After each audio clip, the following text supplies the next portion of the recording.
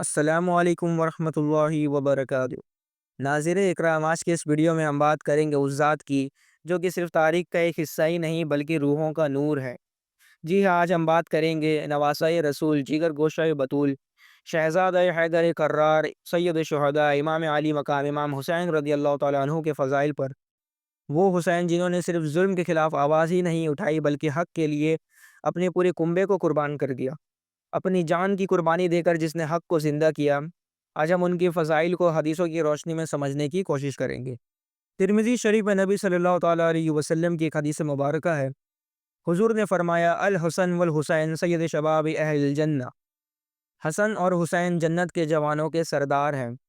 ترمذی شریف میں یہ حدیث مبارکہ ہے جو کہ حسنین غریمین کے مرتبے کو ظاہر کرتی ہے۔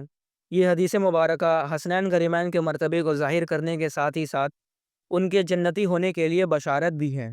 نبی اگر کسی شخص کو جنتی ہی کہہ دے تو اس کا مقام کتنا بلند ہو جاتا ہے، اور امام حسن اور حسین کو تو جنتی جوانوں کا سردار کہا ہے، سلطان دو جہان ہے۔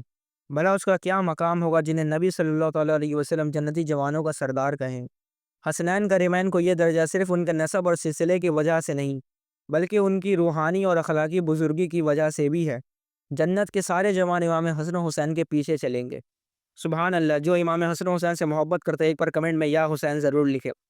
آئیے آگے چلتے ہیں۔ صحیح بخاری، یہ بھی ایک حدیث کی سب سے مشہور کتاب، قرآن کے بعد سب سے بڑی کتاب جو ہے بخاری شریف، اسی بخاری شریف میں ایک حدیث مبارکہ ہے۔ نبی صلی اللہ تعالیٰ علیہ وسلم نے امام حسن رضی اللہ تعالیٰ عنہ کو اپنے بغل میں لیا اور فرمایا، اللہم انی احبہ فاحبہ، یا اللہ میں اس سے محبت کرتا ہوں، تو بھی اس سے محبت فرما۔ اور امام حسین کے لیے بھی یہی محبت ظاہر ہوئی۔ سنن ابن ماجہ میں حدیث مبارکہ ہے۔ نبی فرماتے ہیں، من احبنی فلیحب ہدینی، جو مجھ سے محبت کرتا ہے اسے ان دونوں سے محبت کرنی ہوگی۔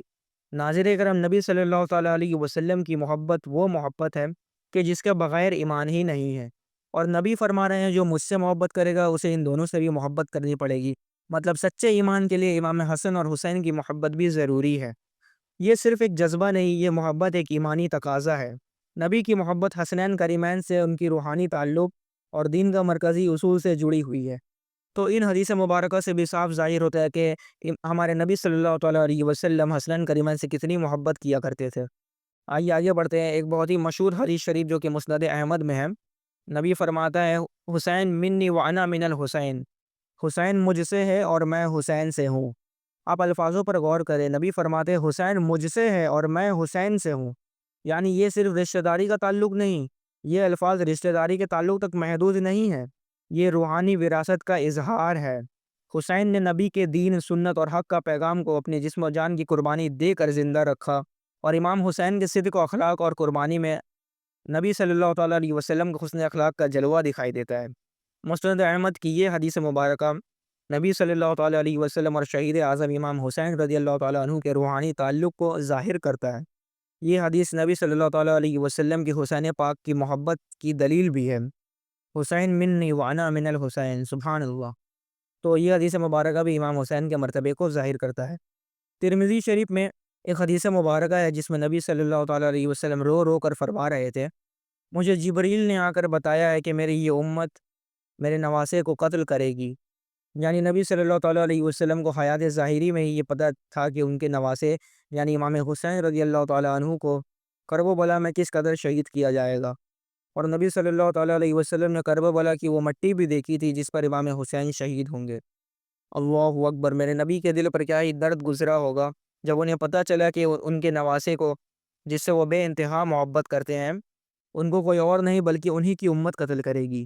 وہی امت جن کے لیے نبی رات بھر روتے تھے، ہر وقت امت کی بخشش کی دعا مانگتے، یہاں تک کہ جب انہیں معراج میں بلایا گیا تو وہاں پر بھی انہوں نے امت کی بخشش ہی طلب کی۔ اور قیامت کے دن بھی جب سب نبی اپنی امت سے کہیں گے اذهبوا الی غیری، کہ کسی اور کے پاس جاؤ، تو اس وقت میرے نبی کہیں گے انا لہا، میں ہوں۔ جب محشر کی وحشت سے ساری امت، اللہ کی ساری مخلوق یا رب نفسی یا رب نفسی کہہ کر رو رو کر ندا دے گی تو صرف ایک الفاظ گونجے گی جو میرے نبی کی ہوگی، اور وہ ہوگی یا رب امتی۔ تو جو نبی اپنی امتی سے اتنی محبت کرے، وہی امت ان کے سب سے پیارے نواسے امام حسین کو قتل کرے گی، وہ بھی اتنا ظلمن شہید کرے گی۔ اللہ اکبر! کیا بیتی ہوگی میرے نبی کے دل میں۔ سلام ہے حسین ابن علی پر جنہوں نے دین کے لیے سب کچھ قربان کر دیا۔ مسند احمد میں ایک اور حدیث مبارک ہے، نبی صلی اللہ تعالیٰ علیہ وسلم فرماتے ہیں حسین کو قتل کرنے والا قیامت کے دن اللہ کی لعنت میں ہوگا، بے شک وہ قیامت کے دن بہت سخت عذاب میں ملوث ہوں گے، اور وہ بھی ضرور پانی کو ترسیں گے جیسے انہوں نے اہل بیت کے گھر والوں کو پیاسا رکھا تھا۔ کربلا صرف ایک جنگ نہیں تھی بلکہ وہ ایک امتحان تھا جس میں امام حسین سفل ہو گئے۔ کربلا ایک نظام فکر، ایک روحانی انقلاب ہے۔ امام حسین نے ظلم کے آگے جھکنا قبول نہیں کیا، انہوں نے حق کو اپنے خون سے لکھا ہے۔ بے شک ظلم کے خلاف آواز اٹھانا ہی سنت حسینی ہے۔ کربلا کو پڑھتے، کربلا کو سنتے تو سبھی ہے، لیکن کوئی یاد ہی نہیں رکھتا کربلا کو۔ کربلا اور کربلا والوں کو اگر کوئی سب سے زیادہ مانتا ہے تو وہ اور کوئی نہیں بلکہ ہم سنی حنفی بریلوی ہیں۔ وہ مفتی سلمان اظہری صاحب ایک شعر پڑھتے ہیں نا، ہزاروں کوششیں کر لی دنیا نے مجھے جھکانے کی، مجھے جھکنے نہیں دیتا بھرم زہرا کے بچوں کا۔ ہم مسلمانوں کو بھی کربلا سے سیکھ لینی چاہیے کہ چاہے ظلم ہو جائے لیکن ہمیں ظلم کے خلاف سر نہیں جھکانا چاہیے۔ اگر کوئی کربلا کا پیغام اپنے دل سے مان لے تو یقین جانے اس کے دل سے جو بھی ڈر ہے وہ سب ختم ہو جائے گا۔ ایسی قربانی کی مثال قیامت تک لانا محال ہے جو قربانی میرے امام حسین نے کربلا کے میدان میں دی۔ کیا ہی صبر تھا میرے امام حسین کا، جنہوں نے پورے خاندان کو اپنی نظروں کے سامنے کٹتا ہوا دیکھا اور بعد میں خود بھی شہید ہو گئے۔ صحیح مسلم میں ایک حدیث شریف ہے، نبی صلی اللہ تعالیٰ علیہ وسلم فرماتے ہیں اللہ کے نزدیک صبر کرنے والوں کا اجر بے حساب ہوگا۔ امام حسین نے صبر کی وہ مثال قائم کی ہے جو رحمت کا ذریعہ بن گئی ہے۔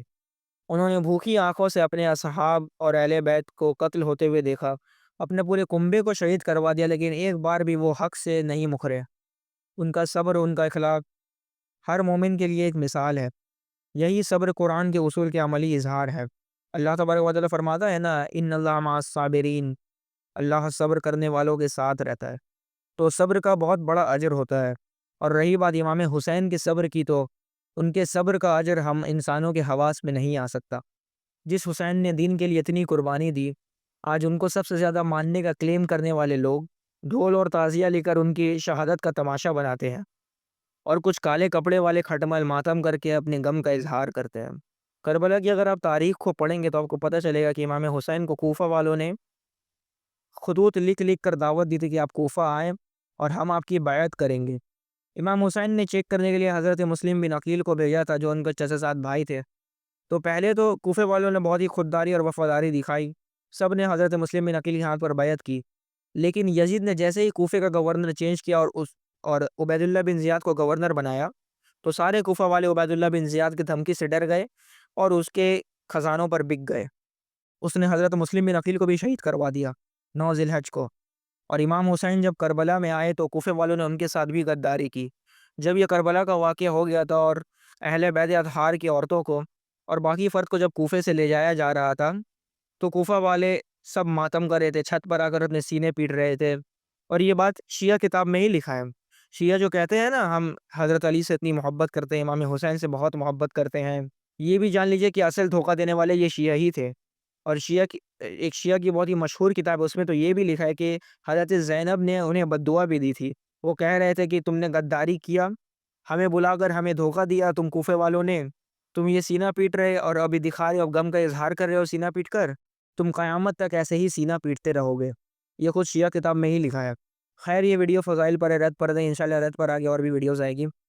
جاتے جاتے بس اس ویڈیو کا کنکلوژن جان لیں، امام حسین پاک کا جو مقام ہے وہ ان کی صرف نسب کی وجہ سے نہیں ہے، ان کی قربانی، صبر، اخلاق اور یقین کی وجہ سے بھی ہے۔ کربلا سے ہمیں یہ سیکھ ملتی ہے کہ ہم حق بولنا سیکھیں، ظلم کے خلاف آواز اٹھانا سیکھیں، اپنی زندگی میں صبر اور صدق کا پیغام لائیں۔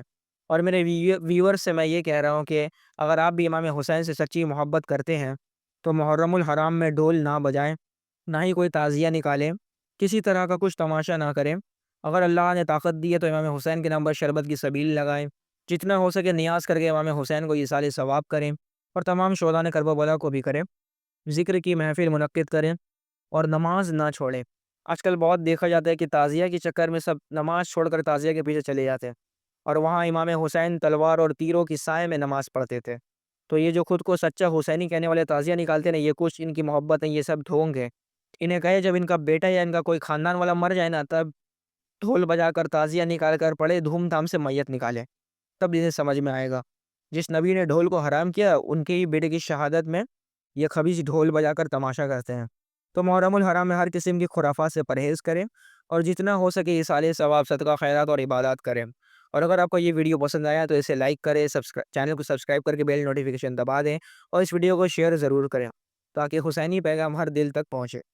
انشاءاللہ آگے بھی ہم اور ایسی ویڈیوز لاتے رہیں گے۔ تب تک کے لیے السلام علیکم ورحمۃ اللہ وبرکاتہ۔